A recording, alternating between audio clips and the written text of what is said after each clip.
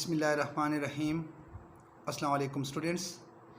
आज हम exercise number 1.4 के बाकी सवालात हल करेंगे। तो आते हैं क्वेश्चन नंबर 10 की जानिब।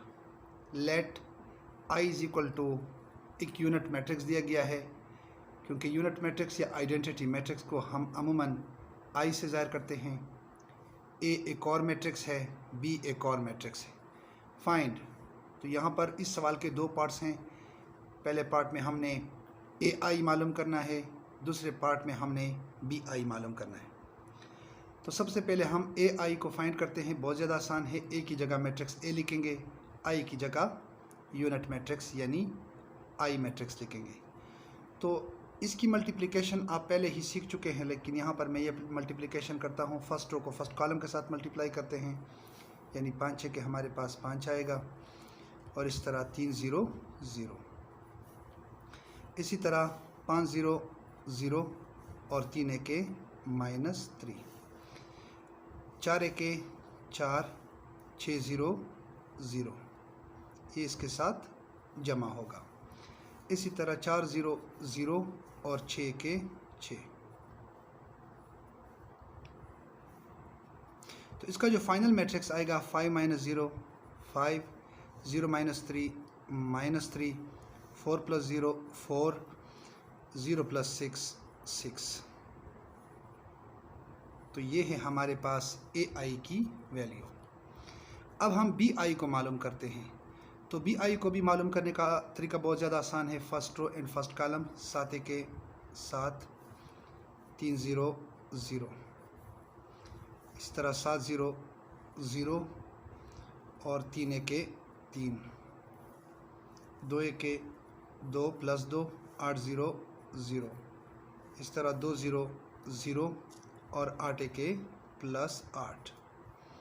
तो इसका जो फाइनल आंसर हमारे पास आएगा -7 + 0 -7, 3 + 0 3, 2 + 0 2 एंड 8 + 0 = 8। तो यहाँ पर अगर देखा जाए, ए को जब हमने आइडेंटिटी या यूनिट मैट्रिक्स के साथ मल्टीप्लाई किया तो इसका जो रिज़ल्ट सामने आया ये बिल्कुल उसी मैट्रिक्स ए के इक्वल आया है। इसी तरह बी को जब हमने आइडेंटिटी मैट्रिक्स के साथ मल्टीप्लाई किया तो इसकी जो कीमत हमारे पास आई है, जो मैट्रिक्स सामने आया है, तो ये बिल्कुल मैट्रिक्स बी की तरह है। तो हम कह सकते हैं कि जब कभी हम आइडेंटिटी मैट्रिक्स को किसी मैट्रिक्स के साथ मल्टीप्लाई करते हैं तो उस मैट्रिक्स पर आइडेंटिटी मैट्रिक्स या यूनिट मैट्रिक्स का कोई असर नहीं होता। Question 11, prove that. इसका जो पहला पार्ट है, ए इज़ इक्वल टू एक मैट्रिक्स दिया गया है, बी इज़ इक्वल टू एक दूसरा मैट्रिक्स मौजूद है। तो इस पहले पार्ट के लिए हमने A + B whole transpose is equal to A transpose + B transpose मालूम करना है, और साथ साथ A - B whole transpose is equal to A transpose - B transpose भी मालूम करना है। तो सबसे पहले हम इसका पार्ट फर्स्ट यानी A + B whole transpose is equal to A transpose + B transpose, ये हमने सबसे पहले फाइंड करना है। तो इसका जब हम सबसे पहले लेफ़्ट हैंड साइड लेंगे, तो लेफ़्ट हैंड साइड अगर लेते हैं तो उसमें सबसे पहले हम ए + बी लेंगे। तो ए की जगह हम मैट्रिक्स ए लिखेंगे, प्लस साइन देंगे, बी की जगह मैट्रिक्स बी लिखेंगे। तो इन दोनों को हम जमा करते हैं। तो जमा का तरीका चूँकि आप पहले ही सीख चुके हैं, 3 - 3, इस तरह 2 + 4 और 1 + 2। तो यह हमारे पास इस मैट्रिक्स की सूरत में सामने आएगा। तो अब इस ए + बी का हम क्या मालूम करते हैं, होल ट्रांसपोज। तो होल ट्रांसपोज के लिए हम क्या करते हैं, इस मैट्रिक्स चूँकि रो की सूरत में मौजूद है, इसको हम कॉलम में कन्वर्ट करेंगे। तो ये है हमारे पास ए + बी होल ट्रांसपोज की वैल्यू। इसको मैं देता हूँ इक्वेशन फर्स्ट, क्योंकि ये मेरे पास लेफ़्ट हैंड साइड की वैल्यू है। अब हम बढ़ते हैं राइट हैंड साइड की जानिब। राइट हैंड साइड में हमारे पास ए ट्रांसपोज + बी ट्रांसपोज। तो सबसे पहले हम ए ट्रांसपोज को मालूम करते हैं। तो चूंकि हमारे पास मैट्रिक्स ए यहाँ पर मौजूद है 3 2 1, ये रो की शक्ल में मौजूद है, इसका जब हम ट्रांसपोज मालूम करेंगे तो ये कॉलम की सूरत में आएंगे। इसी तरह बी ट्रांसपोज की वैल्यू भी हमारे पास ऊपर मौजूद है, यानी यहाँ पर भी मौजूद है, ये रो की शक्ल में है और यहाँ ये कॉलम की शक्ल में आ जाएगा। तो अब हम ए ट्रांसपोज + बी ट्रांसपोज इन दोनों को हम जमा करते हैं। तो जमा करने के लिए हम पहले ए ट्रांसपोज की वैल्यू लिखते हैं, प्लस लिखते हैं, बी ट्रांसपोज की वैल्यू लिखते हैं, दोनों को जमा करते हैं तो करस्पॉन्डिंग एलिमेंट आपस में जमा होंगे और इसका जो फाइनल रिजल्ट आएगा 3 - 3 0, 2 + 4 = 6 एंड 1 + 2 = 3। इसको हम देते हैं इक्वेशन सेकंड। तो अब इक्वेशन फर्स्ट और सेकंड का अगर आपस में कंपैरिजन किया जाए तो चूंकि ये दोनों मैट्रिसेस आपस में इक्वल है यानी 063 और 063, तो हम लिख सकते हैं from equation first and second we see that A + B whole transpose is equal to A transpose plus B transpose. अब हम आते हैं इस क्वेश्चन के सेकंड पार्ट की जानिब, यानी A - B whole transpose is equal to A transpose minus B transpose. तो इसके लिए हम सबसे पहले फिर लेफ्ट हैंड साइड लेते हैं। तो लेफ्ट हैंड साइड में हम सबसे पहले क्या चीज़ लेते हैं, A - B। तो A - B के लिए हम सबसे पहले A की जगह मैट्रिक्स A लिखते हैं माइनस और B की जगह मैट्रिक्स B लिखेंगे। तो प्लस और माइनस के लिए एक ही तरीका है, करस्पॉन्डिंग एलिमेंट्स यहाँ पर माइनस होंगे यानी 3 माइनस ये प्लस हो जाएगा 2 - 4 और इस तरह 1 - 2। तो इसका जो फाइनल मैट्रिक्स आएगा वो 6 - 2 और -1 की सूरत में। अब इसी मैट्रिक्स का मैंने ट्रांसपोज मालूम करना है। तो इसका अगर हम ट्रांसपोज मालूम करेंगे तो A - B होल ट्रांसपोज लिखेंगे और ये मैट्रिक्स जो है ये चूँकि रो की शक्ल में मौजूद है ये अब कॉलम की सूरत में आएगा। तो इसको हम देते हैं इक्वेशन फर्स्ट। अब हम आएंगे राइट हैंड साइड की जानिब यानी A transpose minus B transpose की जानिब। तो A transpose minus B transpose की वैल्यू जब हम मालूम करेंगे तो A ट्रांसपोज की वैल्यू हम ऊपर जो है पार्ट फर्स्ट में वहाँ पर हमने मालूम की थी A ट्रांसपोज की वैल्यू यानी 3 2 1 यहाँ पर हमारे पास मौजूद है यानी 3 2 1 और उसके बाद फिर हमारे पास B ट्रांसपोज की वैल्यू है। तो B ट्रांसपोज की वैल्यू भी हमने ऊपर मालूम की थी, यहाँ पर दरमियान में माइनस का साइन लगाएंगे और इस तरह दोनों को हम क्या करेंगे, सब्ट्रैक्ट करेंगे। तो सब्ट्रैक्शन का तरीक़ाकार आप पहले ही सीख चुके हैं। 3 माइनस माइनस ये प्लस हो जाएगा, 2 - 4 और 1 - 2 = 1 - 2।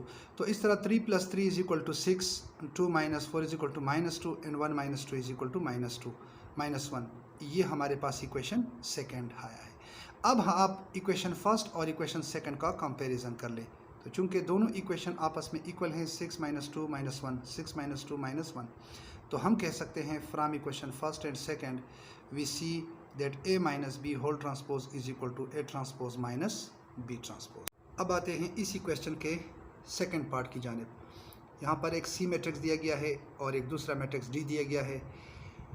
C और D इन दोनों मैट्रिसेस के लिए B यानी C + D whole transpose is equal to C transpose plus D transpose और C - D whole transpose is equal to C transpose minus D transpose, ये हमने मालूम करना है। यहाँ पर सिर्फ मैट्रिसेस जो हैं वो चेंज हुए हैं, बाकी तरीका बिल्कुल उसी तरह है। तो इसका जो पार्ट फर्स्ट है, तो सबसे पहले हम पार्ट फर्स्ट की जानिब आते हैं यानी to prove that C + D whole transpose is equal to C transpose plus D transpose. ये हम सबसे पहले प्रूव करते हैं। तो इसका लेफ्ट हैंड साइड लेते हैं यानी C + D। तो C + D के लिए C की जगह मैट्रिक्स C लिखेंगे, फिर प्लस साइन आएगा और D की जगह मैट्रिक्स D लिखेंगे। दोनों के करस्पॉन्डिंग एलिमेंट्स जमा होंगे, इस एक ऐसे मैट्रिक्स की सूरत में ये सामने आएगा और उसके बाद इसको जब हम सिंप्लीफाई करेंगे तो 7 + 1 = 8, -3 + 1 = -2, 2 + 2 = 4, -1 + 2 = 1। अब इसी मैट्रिक्स का यानी C + D का ट्रांसपोज मालूम करेंगे यानी होल ट्रांसपोज। तो ट्रांसपोज मालूम करने का तरीका बहुत ज़्यादा सिंपल है। 8 - 2 ये जो रो की शक्ल में हमारे पास मौजूद है ये कॉलम की सूरत में आएगा और इस तरह 4 1 जो है सेकंड रो है, इससे सेकंड कॉलम बनेगा। तो इसको हम देते हैं इक्वेशन फर्स्ट। उसके बाद हम आते हैं राइट हैंड साइड की जानिब। तो राइट हैंड साइड में हमने सबसे पहले C ट्रांसपोज की वैल्यू मालूम करनी है। तो C ट्रांसपोज के लिए हम सबसे पहले C हमारे पास एक मैट्रिक्स है 7 - 3 ये का फर्स्ट कॉलम की सूरत में और 2 - 1 जो है ये सेकंड कॉलम की सूरत में, यानी 7 - 1 जो है 7 - 3 ये फर्स्ट कॉलम की सूरत में और इसी तरह जो है 2 - 1 ये सेकंड रो है। तो यहाँ पर 2 - 1 जो है सेकंड कॉलम की सूरत में हमारे सामने आएगा। इसी तरह D का भी ट्रांसपोज मालूम करेंगे। तो ऊपर जो हमारे पास मौजूद है 1 1 2 2 यानी फर्स्ट रो में 1 1 और सेकंड रो में 2 2 मौजूद है। तो यहाँ पर हम 1 1 को फर्स्ट कॉलम में और 2 2 को सेकंड कॉलम की सूरत में लिखेंगे। अब सी ट्रांसपोज और डी ट्रांसपोज दोनों को हम आपस में ऐड करेंगे यानी जमा करेंगे। सी ट्रांसपोज की जगह ये मैट्रिक्स प्लस डी ट्रांसपोज की जगह हम ये मैट्रिक्स। तो दोनों मैट्रिसेस को जब हम जमा करेंगे, तरीका बहुत ज़्यादा आसान है, करिस्पॉन्डिंग एलिमेंट जमा होंगे यानी 7 + 1 और इस तरह बाकी एलिमेंट्स भी आपस में जमा होंगे। तो 7 + 1 हमारे पास 8 आएगा, 2 + 2 4, -3 + 1 -2 एंड 2 - 1 = 1। तो इसको मैं देता हूँ इक्वेशन फर्स्ट।